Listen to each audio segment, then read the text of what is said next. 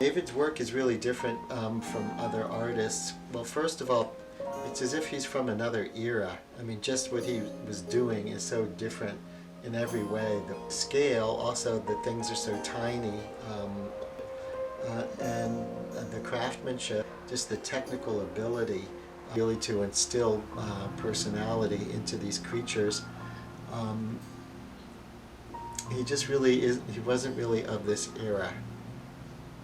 He went to study art at Carnegie Mellon University in Pittsburgh. Didn't even really apply, but he showed him what he was doing, and they accommodated him, and so he has a degree from there. He often made things out of eggshells. This was a column. This is actual eggshell. He would just eat the eggs for breakfast and then crush them. And he made these decorative columns often that he used. Ostrich egg, bamboo, gold leaf. This is where David did his carving. He easily spent 10 hours a day, 6 days a week, I'd say, here. It's just what he always wanted to be doing. It was difficult for him to travel or to be away just because he always felt like he should be here working on his art.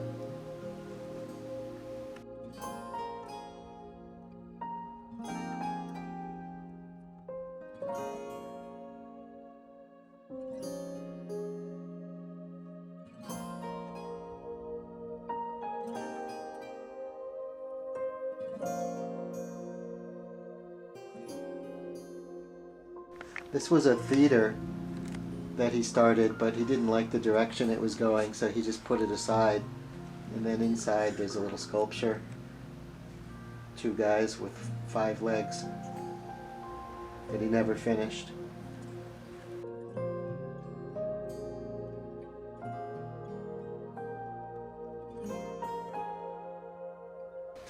So here you can see how David carved it out of wood. The flapping ears. And inside of here, this opens up and there would have been a whole scene. He hadn't decided on what kind of scene he was going to put in there before he died. At one point he was considering like a circus scene with a big tent and trapeze, but then he decided not to do that. And this leg has the 7 deadly sins.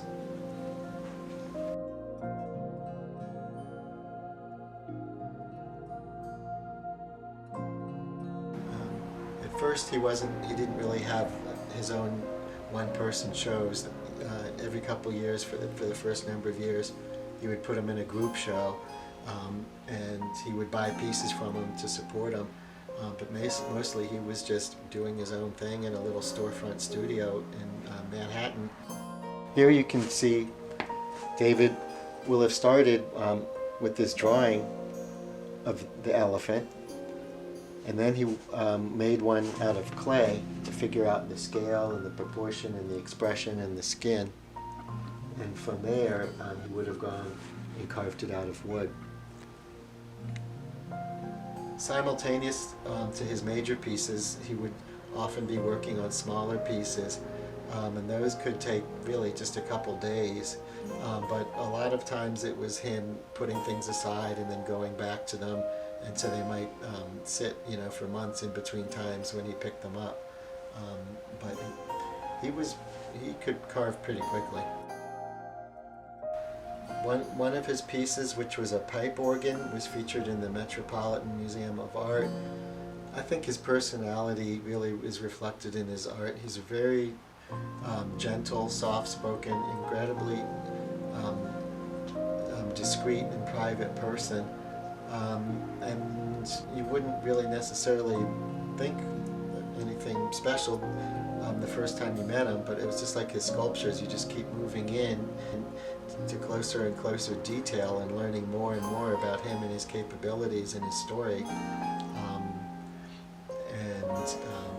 It's just like his art. You just can't get enough and you can't get close enough to it. You just keep moving in for more and more.